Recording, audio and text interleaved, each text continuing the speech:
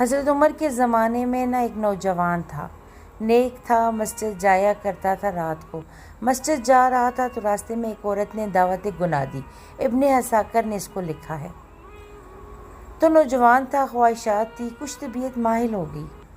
ابھی ادھر جا ہی رہا تھا کہ کسی نے آیت پڑھ دی، جو رب کے سامنے کھڑے ہونے سے ڈرے گا اللہ 2 جنتیں دے گا۔ واقعی ڈر گیا،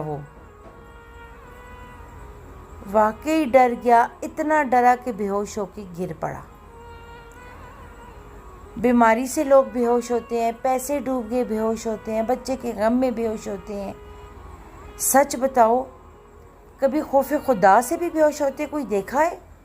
ہمارے ہاں تو روزمرہ ہی نہیں یہ بھائی، اور بڑی باتیں ہیں بے ہوش ہونے کی، ڈرنے کی، غش کھانے کی۔ بے ہوش ہو کے گر پڑا۔ بوڑھے باپ کو کسی نے بتایا بچہ بے ہوش پڑا ہے، اٹھا کے گھر لائے، گھر لا کے کہا بیٹا کیا ہوا؟ نوجوان ہے، چڑھتی جوانی ہے، پر پاکیزہ بڑھیے۔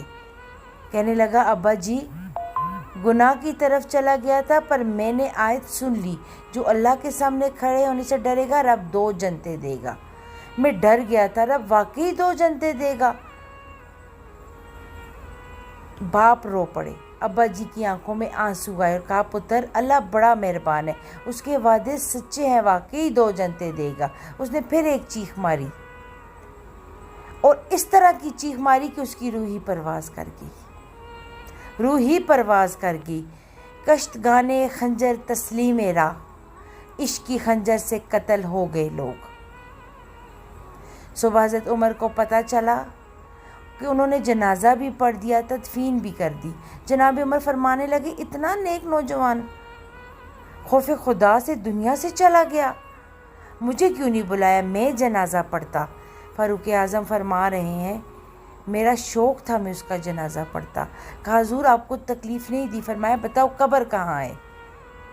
تے کامل پیراں انہاں دے باہوں قبر جنہ دی جیوے۔ حضرت فاروق اعظم قبر پہ تشریف لے گئے اور کھڑے ہو کے فرمانے لگے نوجوان مجھے امید ہے میرے رب نے تجھے 2 جنتیں دی ہوں گی۔ ابن عساکر کھول کے دیکھو تاریخ بغداد نے کیا لکھا ہے۔ حضرت سیدنا فاروق نے فرمایا امید ہے 2 جنتیں دی ہوں گی، قبر کے اندر سے بولا کامل پیراں انہاں دے باہوں قبر جنہ دی جیوے۔